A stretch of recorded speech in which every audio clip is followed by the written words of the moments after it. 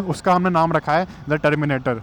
Company छोड़ छोड़ के भाग रहे हैं वहाँ के employees, you will be terminated. Central government हो या फिर सुप्रीम कोर्ट हो, किसी ना किसी को इसका सुओ मोटो कॉग्निजेंस लेना पड़ेगा। सो हेलो दोस्तों, welcome back to another video on the channel. और आज मैं अपने चैनल पे एक नई सीरीज़ शुरू करने वाला हूँ जिसका नाम है rat race Mondays. I don't know आपने मेरी लास्ट वीडियो देखी है नहीं, जिस हिसाब से मेरे व्यूज़ आते हैं मोस्ट प्रोबेबली नहीं देखी होगी।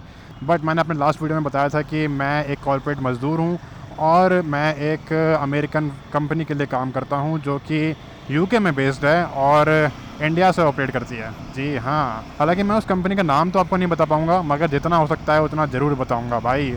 And I can guarantee you कि मज़ा आएगा ब्रो, मज़ा। भाई ये क्या चल रहा है? India is not for the beginners. हाँ, तो मैं आपसे कह रहा था कि इस सीरीज़ का नाम होगा रैट रेस मंडेज़, क्योंकि मैं एक कॉर्पोरेट एम्प्लॉय हूँ और मेरे साथ बहुत सारे रैट्स काम करते हैं। अनफॉर्चुनेटली इस टाइम पे तो मैं आपको मेरे साथ बहुत सारे रैट्स जाते हुए नहीं दिखा पाऊँगा, क्योंकि मेरी जो ऑफिस की टाइमिंग है वो थोड़ी यूनिक है।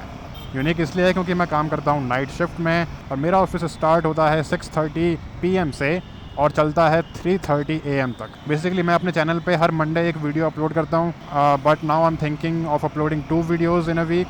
सो मंडे को ये वाली वीडियो आएगी, रैट रेस मंडेज़ वाली, और सैटरडे को मेरी डिफरेंट वीडियो आएगी डिफरेंट राइड्स की, या फिर किसी सामान के रिव्यू की, या फिर मैं बाइक के बारे में कुछ बता रहा हूँ इसी से related. So 2 videos will be there now, one on Saturday and another one on Monday. So मैं जिस ऑफिस में काम करता हूँ ना भाई, that is one of the thrilling offices और work environment I have ever worked in any company.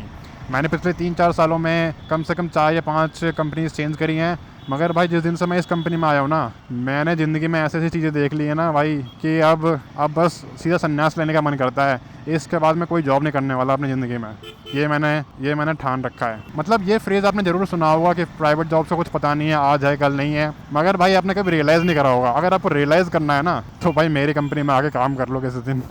आपको इंस्टेंट रियलाइजेशन होगी कि इसका मतलब क्या होता है। एक तो यार वाइजर में ना फॉग अटक जाता है, फॉग जम जाता है। क्यों लोग प्राइवेट जॉब से भागते हैं ना, वो मुझे इस कंपनी में आके पता लगा है। मतलब I am literally living on the edge like Waqar Zaka, जैसा कि वो बोलता है। बाकी मैं अपनी कंपनी के बारे में ऐसा क्यों बोल रहा हूँ ना, वो स्टोरीज़ मैं आपको धीरे धीरे ज़रूर बताऊँगा। बाय द वे, मेरे ऑफिस का जो रूट है ना वो बहुत ही सीधा रूट है। मतलब इतना सीधा है कि भाई this is one of the reasons कि मैंने पिछले 2 साल से ये कंपनी छोड़ी नहीं है। और ये मेरे ऑफिस का रास्ता है ना, बिल्कुल यमुना नदी के किनारे किनारे होके जाता है। ये देखो मेरे राइट साइड में ना यमुना नदी है पूरी, और ये साइड से ये रास्ता बना हुआ है। बेसिकली जो ऊपर जो है ये एक्सप्रेस वे है, दिल्ली देहरादून का एक्सप्रेस वे, ये जल्दी ही ओपन होने वाला है इसका दिल्ली सेक्शन। सो उसके बाद जो मेरे ऑफिस का टाइमिंग है आने जाने का वो और कम होने वाला है। और जिस रास्ते पे मैं अभी चल रहा हूँ ना भाई, इसमें एक भी रेड लाइट नहीं पड़ती है, एक भी रेड लाइट नहीं, क्योंकि एक्सप्रेस वे का पार्ट है। सिर्फ एक रेड लाइट आती है when we try to enter into Noida. Other than that there is no red lights. मतलब मेरे ऑफिस में ऐसे ऐसे कैरेक्टर्स हैं ना और डिपार्टमेंट्स हैं, तो आपको सुनने में बिल्कुल ऐसा फील होगा जैसे कि भाई मैं द ऑफिस सीरीज़ देखी है ना US वाली, उसमें काम कर रहा हूँ, उनके ऑफिस में काम कर रहा हूँ। और मैं काम करता हूँ भाई सेल्स डिपार्टमेंट में, तो मैं उससे और ज़्यादा रिलेट कर पाता हूँ अपने आप को, क्योंकि सेल्स वालों की तो ऐसी तैसी करी जाती है ना भाई ऑफिस में। मैं क्या बताऊँ आपको, जब मैं इस कंपनी में आया था ना तो यहाँ पे बहुत तगड़े लेवल पे हायरिंग चल रही थी भाई। मतलब ऑलमोस्ट 150 से 200 लोग यहाँ पे काम कर रहे थे ऑलरेडी, और दबा के हायरिंग कर रहे थे ये लोग। सही चल रहा था बिजनेस एकदम भाई, हर तरफ से डील्स आ रही थी, पैसे आ रहे थे, बंदे खूब कमा रहे थे यहाँ पे। मगर जिस दिन से मैं आया वो दिन से लेकर अभी तक वो 150 से 200 बंदे ना भाई 50 से 70 रह गए हैं। मतलब ये लोगों ने लगातार ऑन द डेली बेसिस पे टर्मिनेशन करना शुरू कर दिया भाई। स्पेशली जो यहाँ के HR है ना, उसका हमने नाम रखा है द टर्मिनेटर, क्योंकि भाई उसने इतने टर्मिनेशन करे ना अपने करियर में, स्पेशली इस कंपनी में आके, कि भाई उसका पूरा जो CV है वो टर्मिनेशन के अराउंड बन गया होगा। मगर बात अगर टर्मिनेशन तक होती तो भी ठीक था। After doing so many terminations उसका प्रमोशन हो गया। कैन यू इमेजिन, सबको निकालने के बाद ऑफिस से अपना प्रमोशन करके बैठ गई है। और मैं हूँ यहाँ पे सेल्स डिपार्टमेंट में, जैसे कि मैंने आपको बताया, और मेरा काम है इस कंपनी के लिए बिजनेस लेके आना और इनको पैसे कमा के देना। और अगर मैं यहाँ पे अभी तक टिका हुआ हूँ तो आप खुद समझ सकते हो कि मैं अपना काम ठीक ठाक ही कर रहा हूँ भाई। वरना जो टर्मिनेटर है वो हमेशा अपने आंखें गड़ाए रखता है किसी ना किसी एम्प्लॉय पे।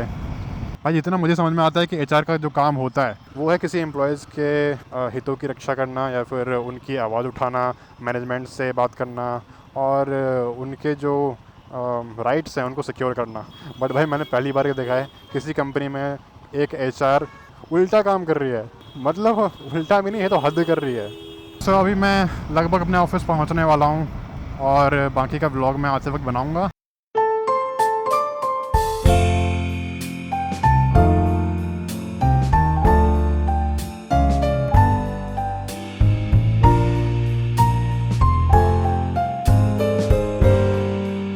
सो ये है दिल्ली मेरठ एक्सप्रेसवे, जैसे कि मैंने आपको पहले बताया था, और वो देखो Akshardham.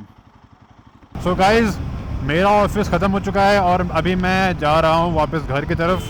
One of the most important thing जो मुझे आज डिस्कस करना था वो है एना सेबेस्टियन के डिमाइस के बारे में। If you guys following the news, आपको पता होगा कि पुणे में जो एक लड़की थी एना सेबेस्टियन करके, उसकी मौत हो गई थी basically due to high work pressure की वजह से। और वो काम कर रही थी EY में, I mean yes EY, Ernst and young, जिसमें काम करने का लोगों का ड्रीम होता है, स्पेशली इंडिया में तो होता है एटलीस्ट। और वो काम करते करते उसकी डेथ हो गई। What, I mean I was totally in shock जब मैंने उस न्यूज़ को पढ़ा।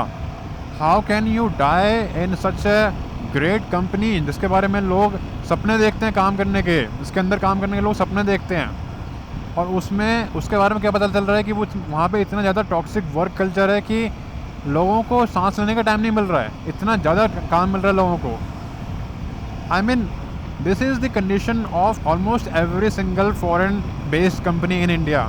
दे are taking the advantage of the cheap labour yet not providing any kind of assistance in terms of employee benefits, in terms of mental health care, in terms of good facilities, कुछ नहीं भाई। बस वो लोग काम चाहते हैं, काम, और किसी भी हालत में चाहते हैं काम। Toxic work culture almost normalize हो चुका है इंडिया के कॉर्पोरेट सेक्टर में।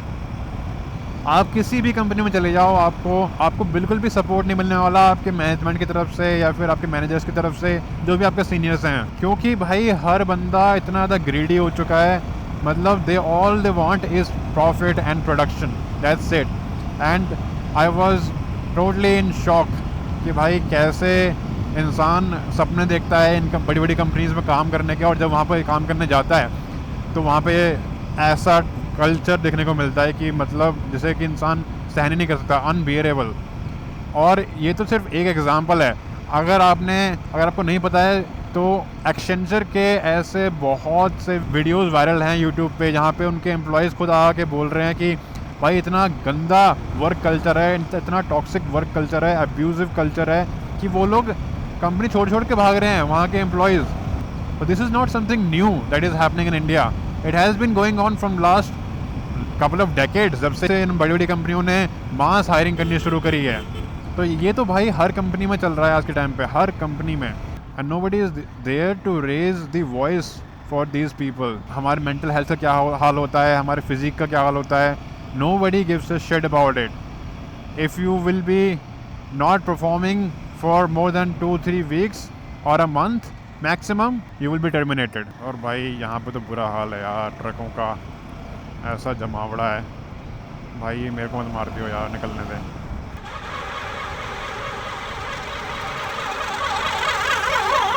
निकल जा भाई, तू निकल जा पहले। तो भाई आज का ये रैट रेस मंडेज का एपिसोड नाम रहेगा एना सेबेस्टियन के, who did her best whatever she could to sustain herself in her company, but eventually she had to give up, and I am in support of her.